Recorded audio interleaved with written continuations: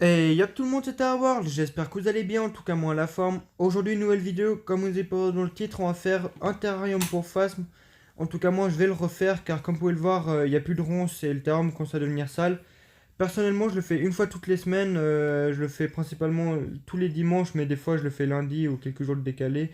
Mais je préfère faire ça dimanche car ça prend quand même du temps, hein. Enfin ça prend du temps, si on n'a qu'une espèce ça prend pas beaucoup de temps mais si on en a plusieurs ça prend du temps. Donc déjà pour commencer, c'est quoi un phasme? Un phasme, c'est un insecte qui a la capacité de se camoufler en nature. Il y a plusieurs espèces, il y a des phasmes battants, des phasmes feuilles. Les miens là, c'est des phasmes épineux, des aratons asperimus. Par la suite, je vais sûrement avoir des phasmes feuilles et quelques autres espèces. Donc là, je nettoie le terrarium et on se retrouve tout de suite après. Voilà, je viens de finir le terrarium, donc comme vous pouvez le voir, il est tout propre, ça m'a pas pris beaucoup de temps, ça m'a pris environ 5 6 minutes. Les phasmes ils sont à côté, ils sont juste là. Donc là on va passer au matériel nécessaire. Pour cela il vous faut du sopalin, euh, un récipient d'eau, donc un bocal ou un pot d'eau, un pot de fleurs je veux dire. Et sinon aussi des écorces, bon c'est pas obligatoire hein, mais personnellement j'en mets, ça fait un petit côté sympathique. Donc j'essaie de caler le phone, je sais pas où, je sais pas comment je vais le mettre, je sais pas si vous allez voir quelque chose. Hop. Et c'est nickel, vous voyez quelque chose, donc tant mieux. Donc on va commencer par le sopalin. Les avantages du sopalin, bon c'est pas obligatoire, mais honnêtement je le conseille fortement. Car déjà si vous avez des petits, bah à force d'humidifier le terrarium, au sol sans le sopalin, bah ça va faire des flaques et les bébés phasmes vont se noyer tout simplement. Car bah, un bébé phasme est tout petit hein, et ça se noie assez facilement. Donc c'est aussi déjà pour ça que le sopalin est assez important dans l'élevage. Et sinon aussi l'autre avantage c'est que à force des excréments et les feuilles mortes, l'eau va faire des grosses taches sur le verre, enfin sur le bas du terrarium. Et donc bah, à chaque fois vous devez vous embêter 10 minutes à nettoyer tout le terrarium à l'éponge pour qu'il soit propre. Enfin c'est pas obligatoire mais si vous voulez que le terme soit propre, c'est chiant. Donc le sopalin, c'est l'avantage c'est que grâce au sopalin, bah, toutes les saletés vont rester sur le sopalin, il ne restera plus qu'à enlever le sopalin et le terrain sera de nouveau tout propre. Du coup, c'est ça le deuxième avantage. Ensuite, le terrain, bah, tout dépend de l'espèce. Personnellement, pour les Aratons asperimus, je les élève dans un 45 x 45 x 45, mais un 30 x 30 x 45 suffit largement aussi, hein. Mais comme je vous ai dit, ça dépend de l'espèce. Plus l'espèce est grande, plus le terrain devrait être grand. Ensuite, le pot de fleurs, enfin le pot d'eau, je le mets de préférence au fond, donc à gauche au fond. Et ensuite, je prends l'écorce et je la mets aussi au fond. Comme ça, bah, ça fait un endroit où ils sont assez calmes, où ils peuvent se cacher derrière. Et en même temps, bah, ça leur fait un endroit très tranquille. Ensuite, bon là, le terrain est presque fini, il manque plus que le pondoir. Donc là, je vais vous montrer ma petite technique pour le pondoir. Donc en vrai c'est pas ma petite technique, hein, c'est une technique que beaucoup d'éleveurs utilisent vu que c'est une espèce qui pond les œufs dans la terre.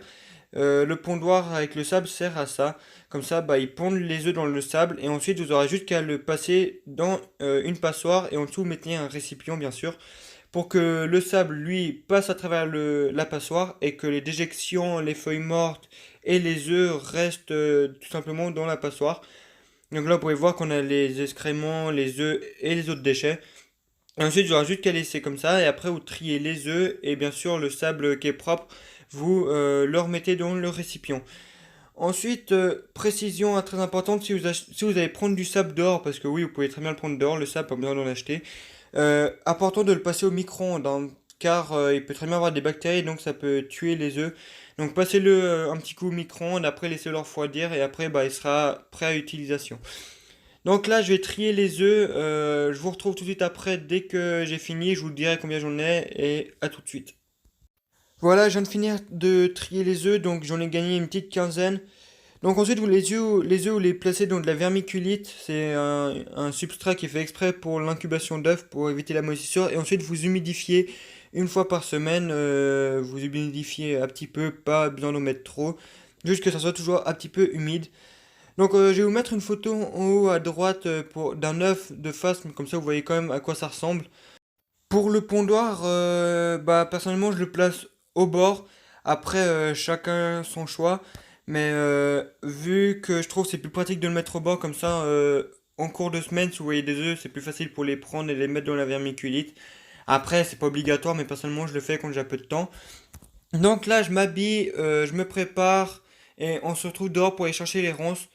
Donc à tout de suite. Donc là, les gens, on va chercher des ronces en forêt. Donc il faut les chercher pas en bord de route, hein, c'est mieux pour éviter la pollution et les déchets. Donc là, c'est parfait. Donc là, vous pouvez voir, il y en a plein, hein. Donc j'en prends deux, trois et on se retrouve tout de suite dans ma chambre pour le terrarium. Voilà, je viens de finir le terrarium, donc tout le monde est content. J'ai remédifié un petit coup. Euh, Très important, j'ai failli oublier de vous le dire, mais les ronces, faut les rincer à la douche, enfin dans la baignoire avec le jet de douche, pour bien enlever les nuisibles, donc les araignées, les trucs comme ça, pour éviter que votre élevage meure, car ça arrive que les araignées, les bébés phasmes se prennent dans leur toile ou que même il y a des fois des blattes dans les ronces, donc comme ça enlève tous les insectes. Et aussi, ça enlève bien les déchets, donc les excréments des animaux extérieurs et la pollution en général. Donc comme ça, les ronces, elles sont propres. Ensuite, j'ai mis de l'éclairage dans le terrarium. Bon, c'est pas obligatoire, hein. C'est juste moi qui en ai mis pour qu'on voie mieux. Et ensuite, j'ai mis des écorces dans le pot de fleurs, comme vous pouvez le voir. Pourquoi? Il faut savoir que dès qu'il y a une source où il y a de l'eau, les phasmes auront la fâcheuse tendance d'aller boire dans le pot et la plupart vont tomber dedans et vont pas réussir à en sortir, donc vont mourir noyés. Donc moi je mets des écorces, en tout cas pour les adultes ça marche. Après si j'ai des pour les petits je sais pas.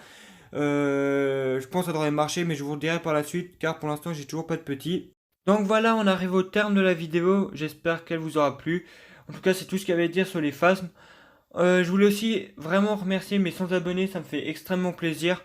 Et je voulais aussi remercier LXRS Louis car il m'a fait de la pub et c'est sûrement grâce à lui que j'ai autant d'abonnés d'un seul coup. Ensuite, je sais pas si vous avez remarqué, j'ai fait une nouvelle installation.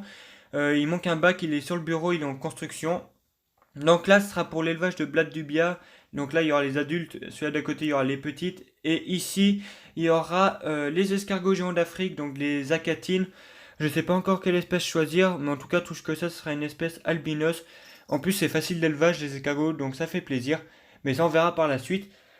Donc voilà, c'est la fin de la vidéo. J'espère qu'elle vous aura plu. Surtout, n'hésitez pas à liker et à vous abonner. Et moi, je vous souhaite une bonne fin d'après-midi.